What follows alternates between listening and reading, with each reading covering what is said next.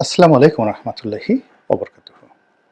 সম্মানিত দর্শক, বাংলাদেশে শেখ হাসিনার পতন হয়েছে এবং তিনি দিল্লিতে আশ্রয় নিয়েছেন। এটি একটি আঞ্চলিক সমস্যা এবং এই সমস্যাটি বাংলাদেশ এবং ভারতের যে পূর্বাঞ্চলীয় রাজ্যগুলো রয়েছে সেগুলোর মধ্যে একটা রসায়ন তৈরি করেছে। কিন্তু এর বাইরে দুনিয়ার অন্য কোথাও এটি নিয়ে কোনো বাড়াবাড়ি নেই। কিন্তু সিরিয়াতে যে ঘটনা ঘটেছে কিংবা আফগানিস্তানে যে ঘটনা ঘটেছে, এটি একটা বিস্তীর্ণ অঞ্চলে নিদারুণ একটা প্রতিক্রিয়া তৈরি করেছে। যখন মঙ্গল বীর চেঙ্গিস খানের উদ্ভব হলো এবং চেঙ্গিস খান, হালাকু খান, তলুই খান, মঙ্গু খান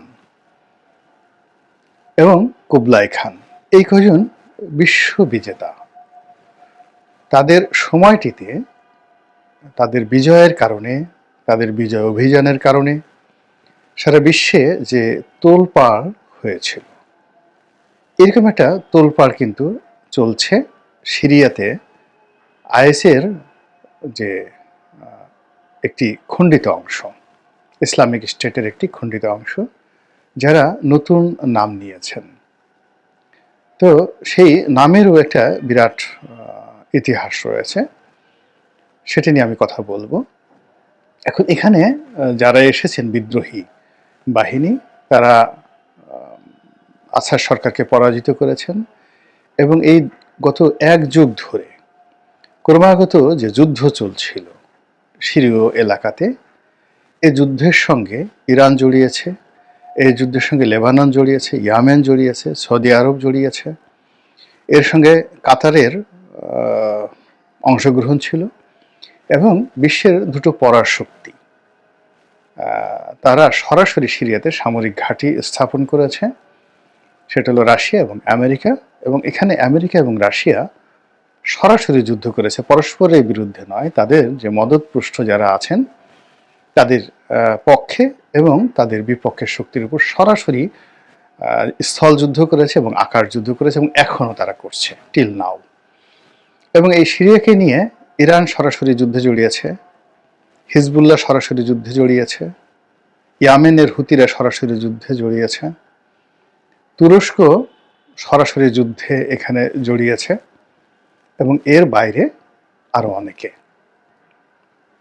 এখন সেই যে যুদ্ধ, সেই যুদ্ধটা 12 বছর ধরে যেভাবে চলছিল, হঠাৎ করে আসাদের পতনে এটির হিসাব একদম পাল্টে গিয়েছে।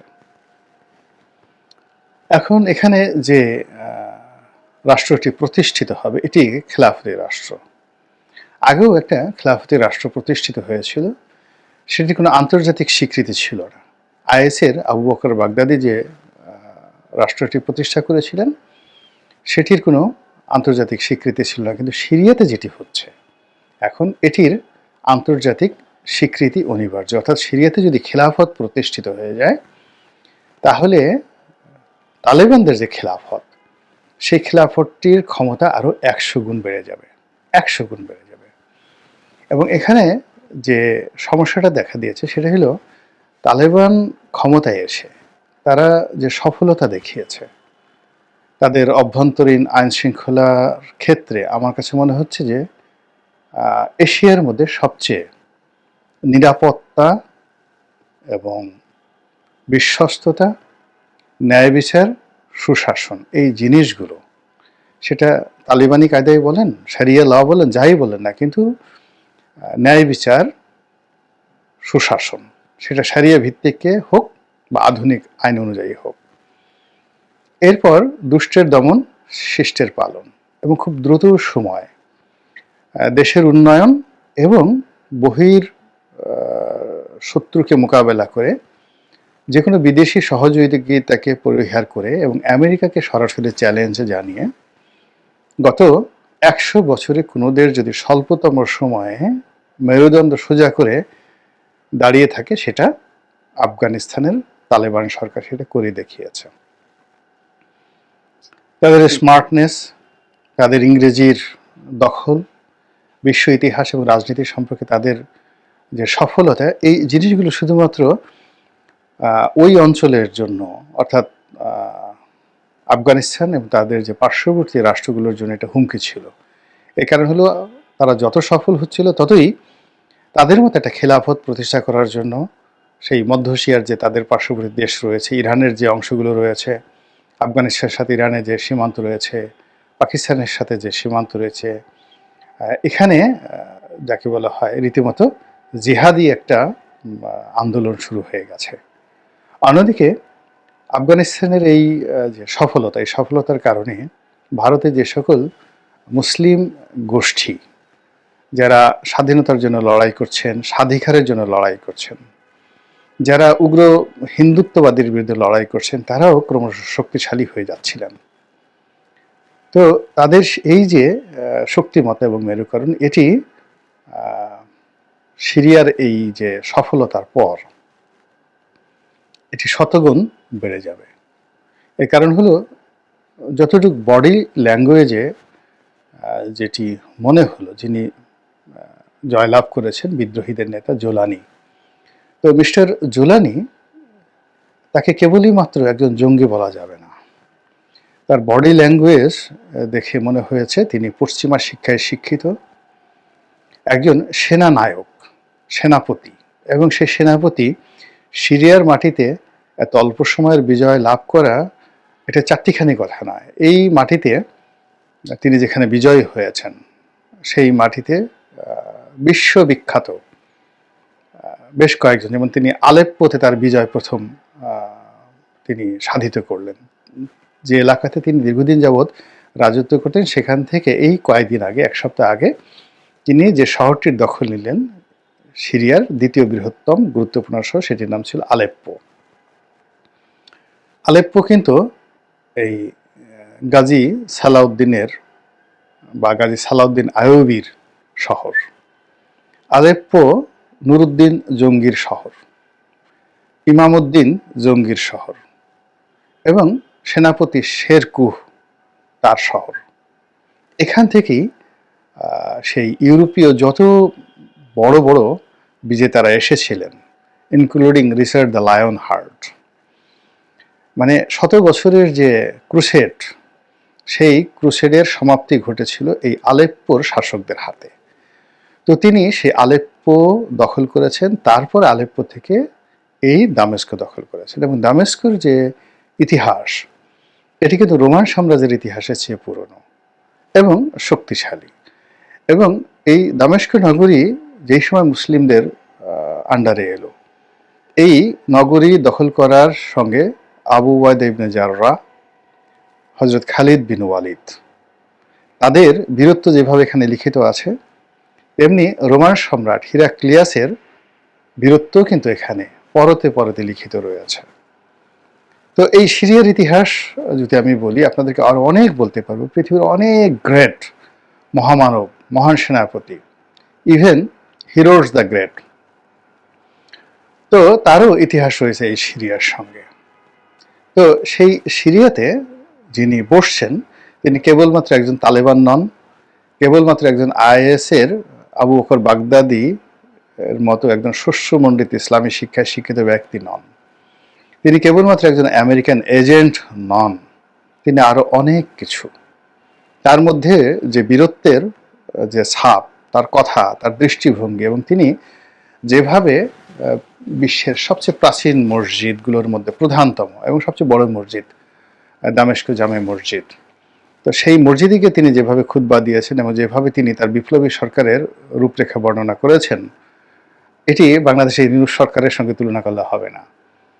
তো এর প্রতিক্রিয়া অনেক অনেক দূরে যাবে এবং এখানে খেলাফত প্রতিষ্ঠিত হয়ে যাওয়ার সম্ভাবনা খুব খুব বেশি। এবং এখানে যদি খেলাফত প্রতিষ্ঠিত হয়, আপনাকে স্মরণ রাখতে হবে যে প্রথম এখানে যখন খেলাফত প্রতিষ্ঠা করেছিলেন আমির মাবিয়া ইবনে আবু সুফিয়ান, সেই উমাইয়া খেলাফত প্রায় 90 বছর পৃথিবী শাসন করেছে এবং পুরো উত্তর আফ্রিকা, সমগ্র মধ্যপ্রাচ্য, এবং আজকে তুরস্ক থেকে শুরু করে স্পেন থেকে শুরু করে একেবারে ভারতের সিন্ধু নদ পর্যন্ত এলাকা কিন্তু এই 90 বছরের মধ্যে তারা দখল করেছে এই সিরিয়া থেকে। তাহলে তারা পাকিস্তানের সিন্ধু নদ অতিক্রম করে রাজা দাহিরকে পরাজিত করেছে, মধ্যপ্রাচ্য দখল করেছে, উত্তর আফ্রিকা দখল করেছে, স্পেন দখল করেছে, এবং স্পেনের বাদশারা সম্রাটরা পরবর্তীতে ফ্রান্সের একটা বিরাট অংশ কিন্তু তারা দখল করে রেখেছিল। তো কাজেই এই যে এখানে যে খেলাফত শুরু হতে যাচ্ছে, এই খেলাফত ইরানের মসনদকে তছনছ করে দেবে, ইরানের যে শিয়াবাদ এটাকে তছনছ করে দিবে। দ্বিতীয়ত এটি তুরস্কের যে এরদোয়ানের রাজনীতি, সেই এরদোয়ানের রাজনীতিও আঘাত হানবে। এর কারণ হলো তুরস্ক দীর্ঘদিন যাবৎ তার যে সীমান্তে যে কুর্দি রাষ্ট্র প্রতিষ্ঠা করার যে একটা চেষ্টা চলছে, সেটা নিয়ে সিরিয়ার সাথে তার একটা বিরোধ চলছে। এখন এই যে নতুন যারা আসলেন তাদের সঙ্গে যদি তুরস্ক এই বিষয়টার একটা সমন্বয় না হয়, তাহলে এখানে ভীষণ রকম একটা বিপত্তি দেখা দিবে। ইরানের তো দেখা দেবেই, তার সঙ্গে সঙ্গে মধ্যপ্রাচ্যের যে দুটো শক্তিশালী গেরিলা গ্রুপ, সেটা হলো হুতি এবং যেটা হুতি এবং যেটা লেবাননের হিজবুল্লাহ। তো এই হিজবুল্লাহর যে শক্তিমত্তা, তাদের ফাইন্যান্স, তাদের অ্যাক্টিভিটিস, একটা বিরাট অংশ কিন্তু সিরিয়া থেকে নিয়ন্ত্রণ হতো। এর কারণ হলো যে এখানে যে মানে ইরানের যে বেজ, মিলিটারি বেজ ছিল, এটি লেবাননের চাইতে নিরাপদ ছিল এবং ওয়েল প্রোটেক্টেড ছিল। একে তো নিরাপদ, ওয়েল প্রোটেক্টেড, এবং এখান থেকে ইরান খুব সহজে যেভাবে অপারেশন চালাতে পারতো, সেটা লেবানন থেকে ইরানের পক্ষে চালানো অনেক কঠিন বিষয়। সেই জায়গাটা বন্ধ হয়ে গেল, এবং এটা বন্ধ হওয়ার কারণে কাতারে যে তাদের একটা হেডকোয়ার্টার ছিল, পলিটিক্যাল হেডকোয়ার্টার, কোনো মিলিটারি বেজ ছিল না, সেই পলিটিক্যাল হেডকোয়ার্টারটাও এখন কিন্তু সমস্যার মধ্যে পড়েছে। তো এই যে মধ্যপ্রাচ্য গত 20 বছর ধরে নয়, ইরানের বিপ্লবের পরেই আয়াতুল্লাহ খমেনি এবং তার যারা লোকজন রয়েছেন, তারা যেভাবে বংশ পরম্পরায় এটাকে নিয়ন্ত্রণ করে আসছিল, এই প্রথম এটা একটা মারাত্মক ধাক্কা খাবে এখানে। দ্বিতীয়ত, সিরিয়া কেন্দ্রিক রাশিয়ার যে দাপট ছিল, এটা এখানে পরিসমাপ্তি হলো, এবং এটা আলটিমেটলি মানে তার যে ইউক্রেন যুদ্ধ, সেই ইউক্রেন যুদ্ধে এটার একটা ফলাফল দেখা দিবে, এবং আমেরিকা এখানে ডোনাল্ড ট্রাম্প চেষ্টা করলেও তিনি মিস্টার পুতিনকে সহযোগিতা করতে পারবেন না। এখন যদি আসাদকে আবার রাশিয়া ফেরত পাঠাতে পারে, তাহলে হয়তো একটা ভিন্ন পরিস্থিতি। আর যদি ফেরত না পাঠাতে পারে, তাহলে রাশিয়ার মধ্যেই চেচনিয়াতে সমস্যা হবে, অন্য চীনেরও সমস্যা হবে, চীনের উইঘুর মুসলিমদের মধ্যে বিদ্রোহ ছড়িয়ে পড়বে, সেখানে সমস্যা হবে। আফগানিস্তান অনেক অনেক শক্তিশালী হয়ে পড়বে। ইরাকের যে ক্ষমতা, এটা শিয়াদের হাত থেকে সুন্নিদের হাতে চলে যাবে, সেই সাদ্দামের জমানার মতো সুন্নি বেস্ট হয়ে যাবে, এবং সৌদি আরব এই মুহূর্তে আবার সেই রিং লিডার হিসেবে আসবে। এবং তার প্রেক্ষিতে আমাদের এই যে বাংলাদেশের যে ইউনূস সরকার, তারা স্থায়ীভাবে টিকে যাবে। এবং এখন এই মুহূর্তে ইসলামের যে মানে আপনি সেটা ফান্ডামেন্টালিজম বলেন, ইসলামাইজেশন বলেন, যা কিছু বাংলাদেশে হচ্ছে, এটা কিন্তু